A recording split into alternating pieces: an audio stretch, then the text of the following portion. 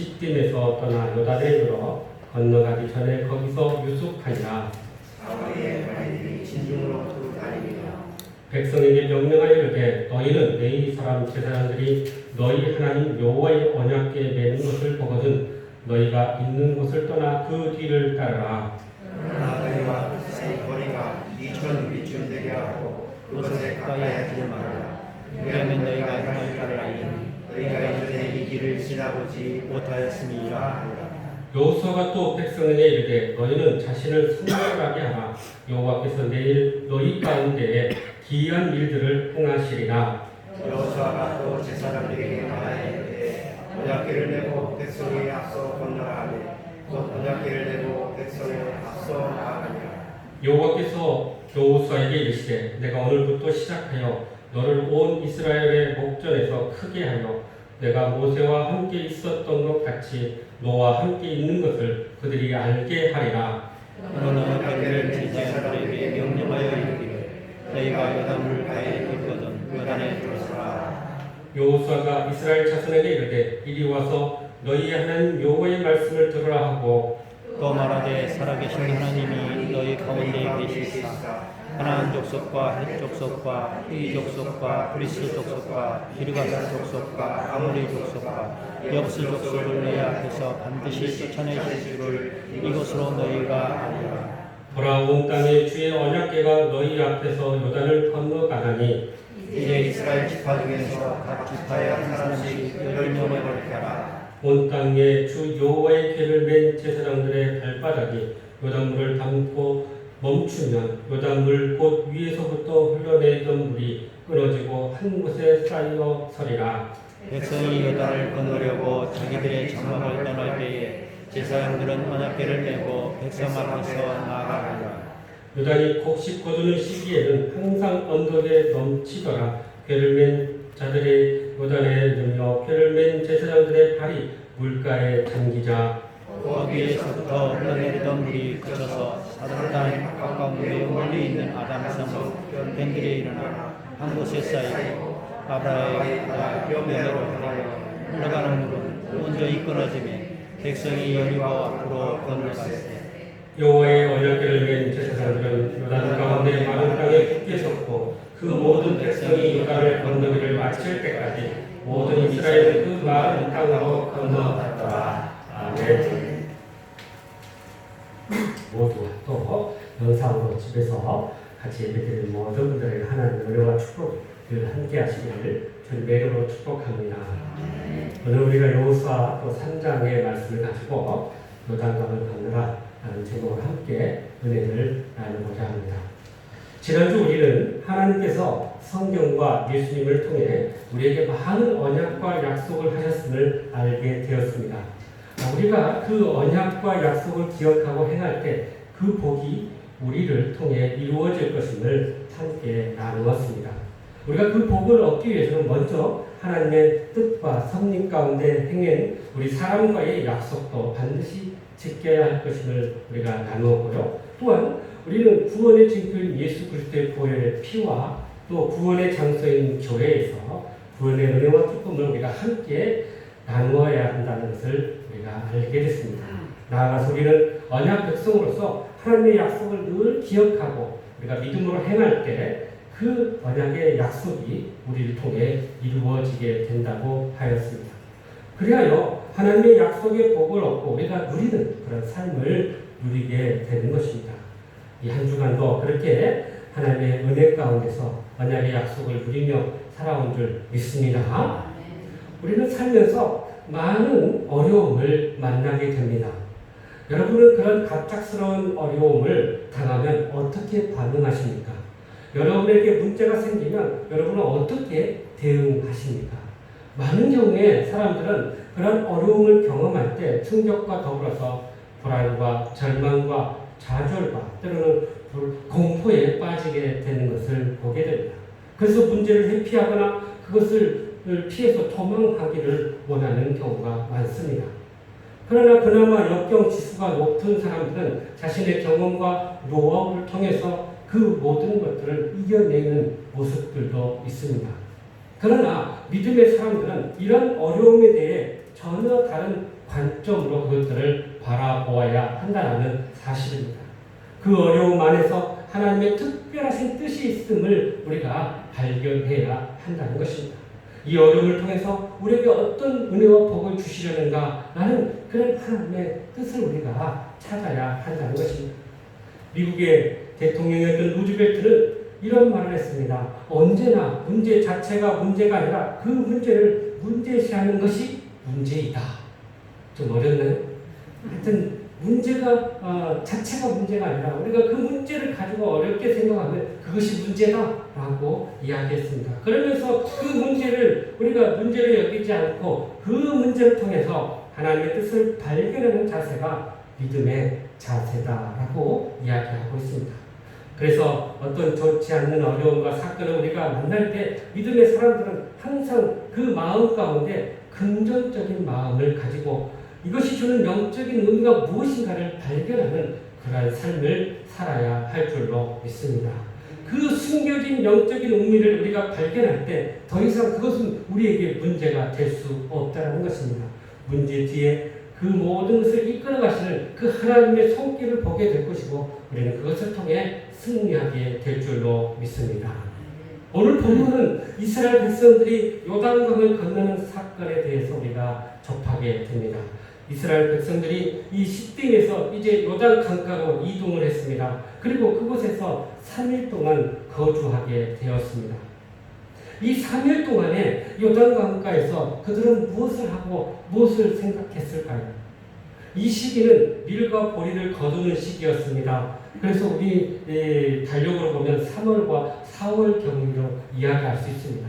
이때는 저 북쪽에 있는 헤르몬 산에 이 눈이 녹기 시작합니다. 그래서 그 눈에 물이 흐르기 시작해서 평소에는 이 요단강이 20에서 30m의 강폭이 되지만 이렇게 눈이 녹고 물이 흐르기 시작하면 그 강의 폭이 무려 100에서 200에서 1000m까지 넓어지는 그런 엄청난 강폭을 이루게 된다고 합니다. 뿐만 아니라 유속이 굉장히 빨라져서 시속 16km에 흐르는 그런 물살을 이렇게 빠르게 진행된다는 거예요. 그러니 요단강을 건너러 왔던 이스라엘 백성들이 이 모습을 보면서 어떤 생각을 했을까요? 참 매우 위험해 보이는 그런 상황이었던 것입니다. 3일 동안 그런 광경을 보면서 그들은 또 한 번의 시험, 다시 말하는 믿음의 테스트를 받고 있게 되는 것입니다. 그러나 우리가 기억해야 할 것은 이미 그들은 홍해를 건넜고 하나님의 위대하심을 경험했습니다. 그러기에 하나님은 이 요단강의 상황을 보게 하시면서 이스라엘 백성들에게 다시 한번 믿음의 결단을 요구하고 계신 것입니다. 그러므로 우리도 이 약속의 세계로 들어가기 위해서 어떤 믿음의 자세가 필요한지 오늘 또 주시는 말씀을 통해 주님의 음성을 듣고 모든 것에 순종함으로 모든 장애를 이기고 승리하는 저와 여러분 되시기를 주님의 이름으로 축복합니다.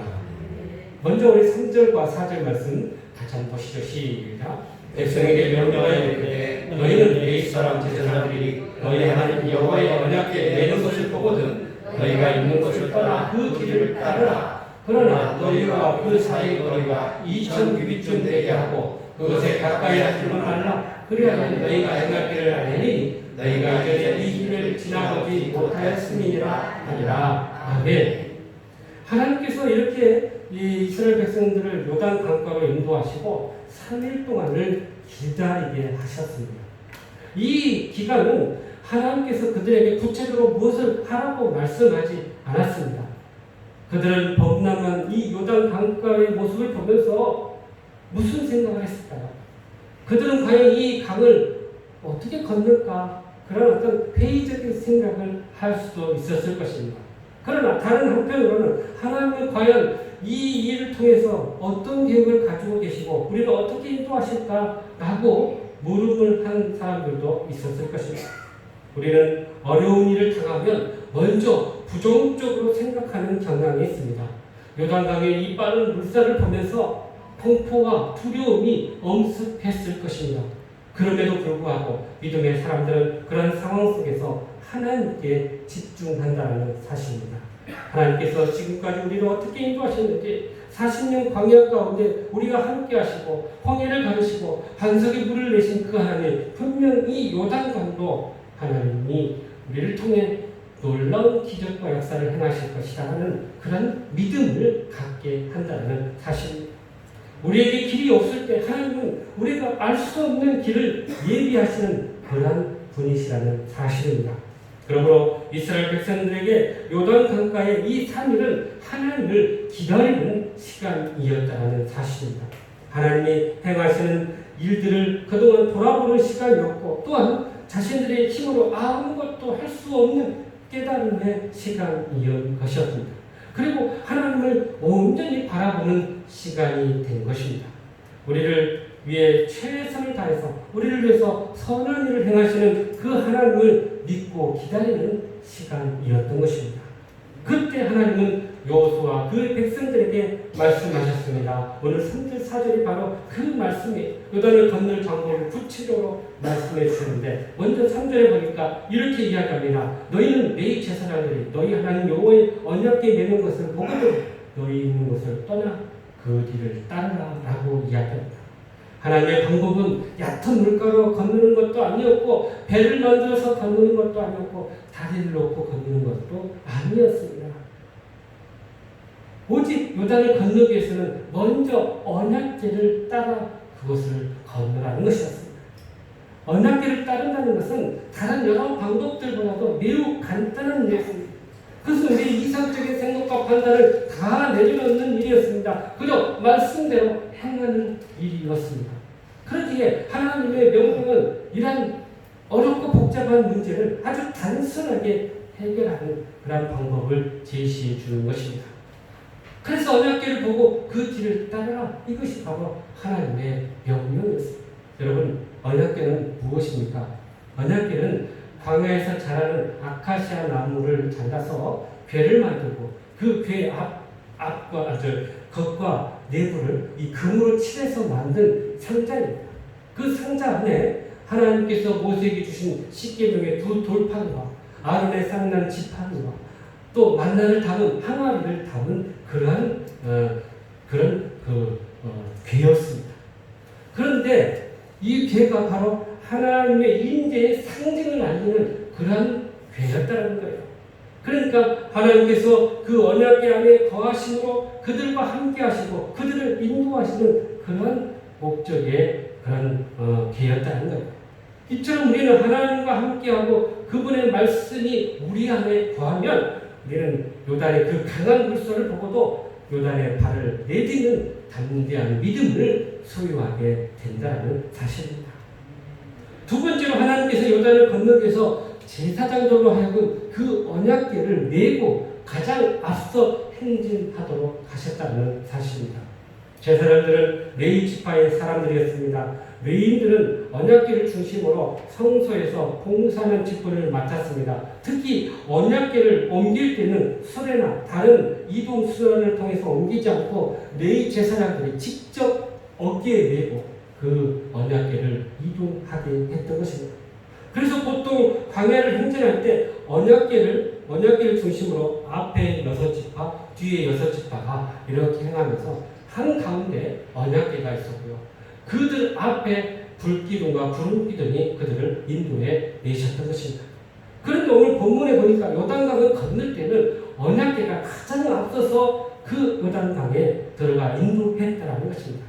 이는 하나님의 일을 행할 때 가장 먼저 세우신 주의 종들이나 영적인 리더들의 그런 헌신과 모범적인 삶이 있어야 할 것임을 우리에게 강조한 모습입니다. 그들이 하나님의 뜻을 따라 솔선수범하고 본이 될 때 백성들이 그 모습을 보고 따르게 된다는 것을 강조하고 있는 것입니다. 나아가 우리가 각자 정말 우리가 져야 할 이 십자가를 지고 또 우리 자신을 부인하면서 천국의 그 순리의 여정을 걸어가는, 묵묵히 걸어야 할 그런 삶의 모습을 우리에게 보여주고 있는 것입니다. 세 번째는 이 4절을 보니까 백성들과 언약궤 사이에 거리를 두게 했습니다. 무려 2000규빗이라고 이야기합니다. 한 규빗을 이 8번째에서 성 끝까지의 길이로 이야기합니다. 그래서 보통은 45세에서 50cm의 길이를 가지고 있습니다. 그럼 2천 규빗은 약 920m 전후로 이렇게 표현돼요. 그만큼 하나님과 이 백성들 사이에 거리를 두게 하셨는데 왜 그런 거리를 두게 하셨을까? 먼저는 거리를 적당히 두어서 앞에서 인도하시는 것을 보고 따르게 하는 그런 의도도 있을 것입니다. 또한 이 모든 일을 주관하시는 하나님의 이것이 주권적인 행동이고 인도하심이라는 것을 백성들에게 알려주기 위한 일도 있을 것입니다.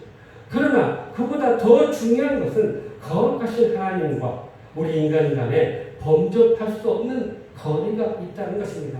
왜요? 그것은 하나님의 거룩함 때문이라는 사실입니다. 하나님의 거룩하시기 때문에 죄인인 우리 인간이 하나님과 접할 수 없는 거리가 있다는 그것을 강조하는 것입니다.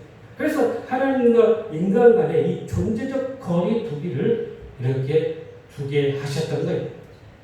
한 번은 이 블레셋과 이스라엘이 전쟁을 하다가 이 법궤를 빼앗기는 일이 있었습니다.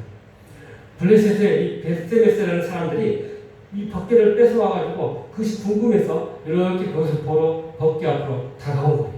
그때 하나님의 역사가 일어나서 이 법궤를 보려고 가까이 왔던 이 블레셋 사람들 70명이 그 자리에서 죽게 되는 역사가 일어났던 것입니다.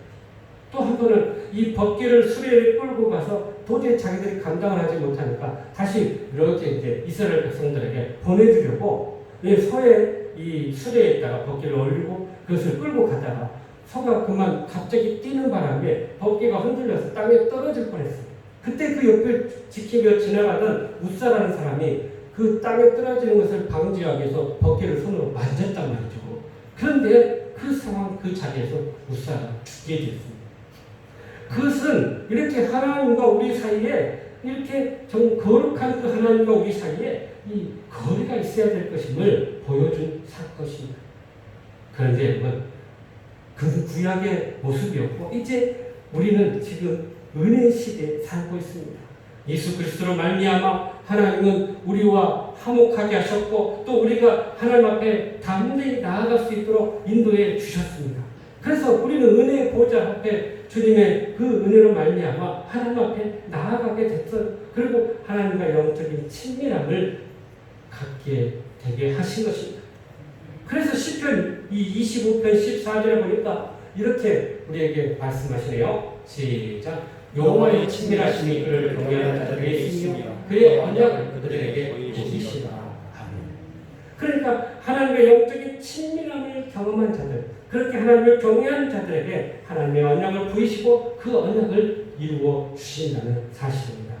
우리는 하나님과 더 이상 이제 그런 거룩한 거리두기를 할 필요가 없습니다. 하나님과 더 밀접한 관계를 통해서 우리는 언약의 말씀을 듣고 언약의 말씀에 순종할 때 그 언약이 우리를 통해서 이루어지게 된다는 사실입니다. 그러므로 우리가 요단강을 건너기 위해서 먼지 앞에서 하나님만 바라보고 하나님의 뜻대로 행할 수 있기를 간절히 바랍니다. 그럴 때 우리 앞에 모든 문제와 또 모든 문제의 요단강이 열려주는 놀라운 은혜를 경험하게 될 줄로 믿습니다.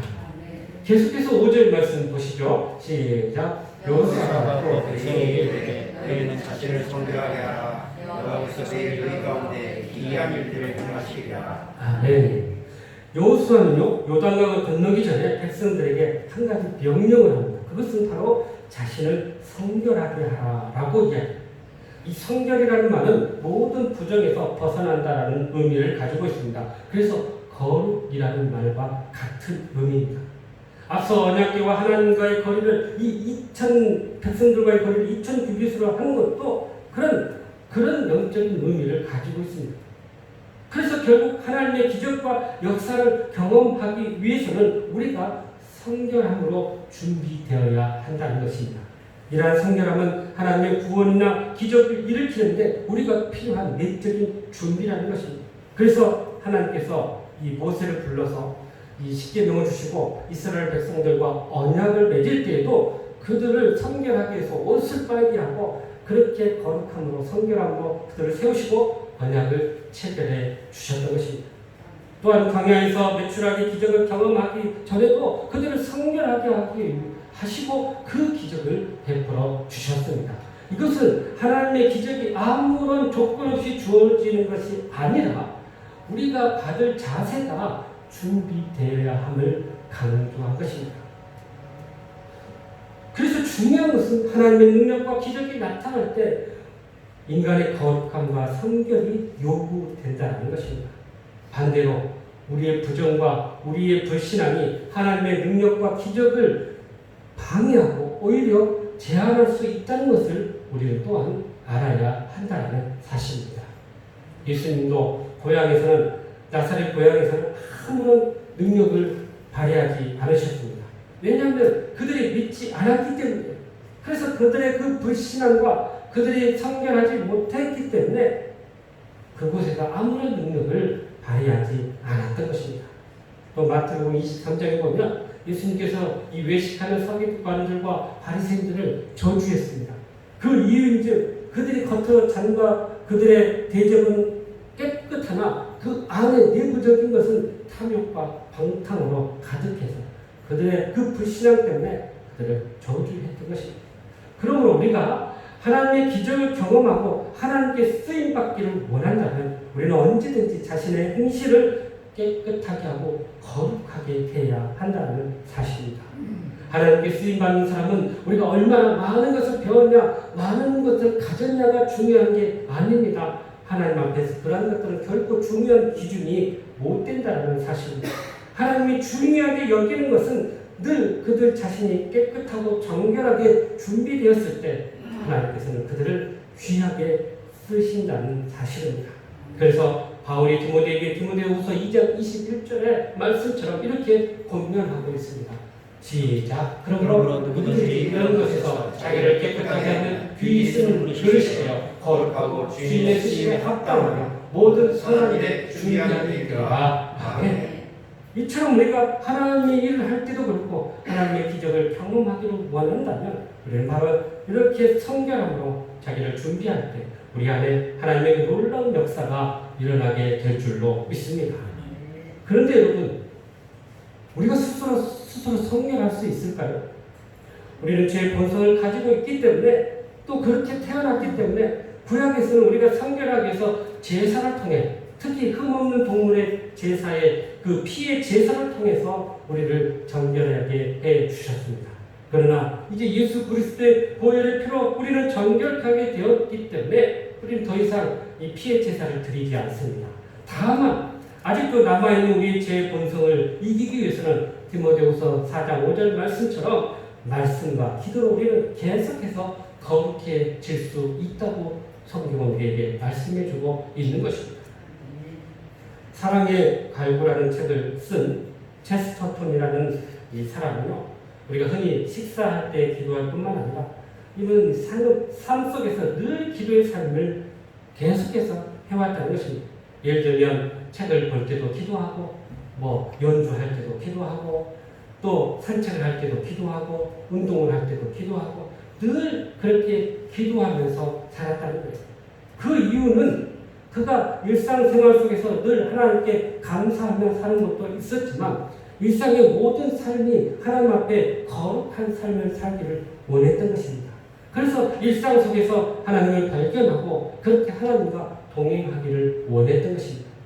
그래서 그는 천국을 보는 눈이 열리면 일상을 통해서 거룩함을 경험하게 되고, 그래서 그 지극히 작은 자를 통해서 예수님을 보는 놀라운 은혜를 경험하게 되었던 것입니다.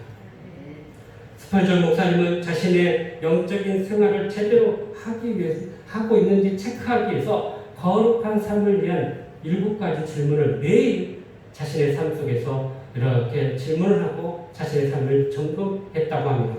오늘 나는 기도했는가? 하나님 앞에서 나는 즐거워했는가? 나는 오늘 또 감사했는가? 오늘 혹시 내가 욕심을 내지 않았는가? 또 두려워하지 않았는가? 내 중심에 하나님의 사랑을 가지고 살았는가? 나의 삶 속에 하나님의 기쁨을 가지고 내가 살았나? 이렇게 스스로를 점검했다고 합니다. 중요한 것은 옷을 잘 입고 또 종교적인 언어를 쓰는 것이 아니라 내면에 하나님의 삶을 소유하고 그로 말미암아 예수님처럼 느끼고 생각하고 그렇게 행했냐, 그것을 늘 자신에게 묻고 점검했다고 합니다. 복음주의 신학자 게리 토마스라는 분은 그의 책 거룩의 능력이라는 책에서 우리가 거룩을 통해서 하나님의 영광을 회복하고 하나님의 임재 안에서 그렇게 체험의 신앙을 소유하게 되고 더 깊은 변화의 삶으로 나아가게 된다고 이야기하고 있습니다. 그래서 우리는 눈과 입과 귀와 머리와 손과 발이 하나님의 거룩한 도구로 쓰임받게 된다는 것입니다. 더 나아가서 우리의 마음이 예수님의 마음을 품게 되고 그래서 거룩한 삶으로 나아가게 된다는 거예요. 그래서 삶 자체가 이 거룩이 능력이 된다라고 주장하고 있는 것입니다. 오늘날 우리 그리스도인들이 잃어버린 중요한 유산 중에 하나가 바로 이 거룩이라는 사실입니다. 거룩은 예수 그리스도를 믿고 구원받은 자에게 반드시 나타나야 할 구원의 증표라는 것입니다. 그런데 언제부턴가 우리와 이 거룩은 관계가 없는 것으로 여길 때가 많다는 거예요. 거룩은 마치 목사님들아 해당하는 것이고 우리는 먹고 살기 바쁘니까 그런 것까지 신경 써야 하나라고 반문하는 자들이 있다는 것입니다. 그러나 하나님은 무엇보다도 우리가 거룩한 자로 살아가기를 원하신다는 것입니다. 뿐만 아니라 거룩을 통해 우리의 믿음의 참된 행복과 은혜를 누리기를 원하신다는 사실입니다. 그러므로 우리가 거룩한 삶을 살아갈 때 하나님과 깊은 영적 교제를 누리게 될 것이고 우리 자신의 영적 자유를 다시 회복하게 될 것이고 이웃과의 관계 안에서 모든 것이 사랑으로 회복되는 은혜를 누리게 된다는 사실입니다. 그래야 때 하나님의 기적과 능력을 또 은혜를 경험하는 복된 삶을 살아가게 된다는 사실입니다. 그러므로 거룩이 능력이다. 이 은혜를 가지고 늘 여러분의 삶 가운데 거룩한 삶으로 승리할 수 있기를 주님의 이름으로 축복합니다. 마지막으로 우리 16절, 17절 말씀 보시죠. 시작. 어디에서 흘러내리는 연분이 그쳐서 사르단에 가까운 내월린 아담 성읍들에 일어나 한 곳에 쌓이고 아라바의 바다에 넘어가며 흘러가는 물은 온전히 끊어지니 백성이 여호와 앞에 건너주세. 여호와의 옆에 제사장은 요단 가운데 마른 땅에 굳게 섰고 그 모든 백성이 요단을 건너기를 마칠 때까지 모든 이스라엘은 그 마른 땅으로 건너가더라. 아멘. 여호수아 말대로 이 법궤를 메는 제사장들이 요단강에 들어갔을 때 물이 이렇게 끓어지기 시작합니다. 그래서 저 위쪽에 있는 아담 성읍에서부터 물이 끊어졌어요. 지금 여기 이스라엘 백성들 서 있는 곳하고 아담 성읍 무려 한 20km 정도 되는데 미리 그 앞에서부터 물이 끊어지고 멈추기 시작하고 지금 흐르고 있는 이 물들은 계속 흘러 내려가서 저기 이제 아라바의 바다 혹은 염해, 이것을 사해라고 이야기하는데 그것을 흘러 내려가고 있습니다. 그러니까 하나님께서 이스라엘 백성들이 건너갈 수 있도록 이 요단강을 앞에서는 막고 밑에는 다 흘러가서 지금 마른 땅을 건너게 하셨던 거예요.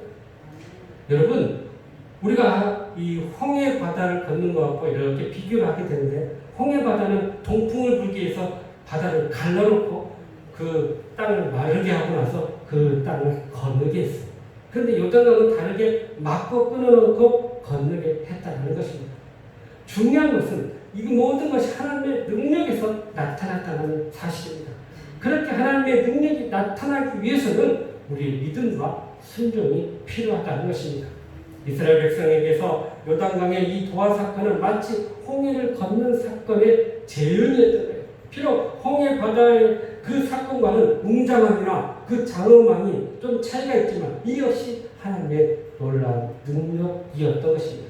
여러분 한번 상상해 보십시오. 흐르던 물이 멈추고 끊어지고 요단 백성들이 그렇게 이스라엘 백성들이 요단강을 건너는 모습, 장정만 60만 명, 또 그 자녀, 또 많은 무리들, 또 뿐만 아니라 가축들 한 200만 명이 그 요단강을 건넌다고 생각해 보십시오.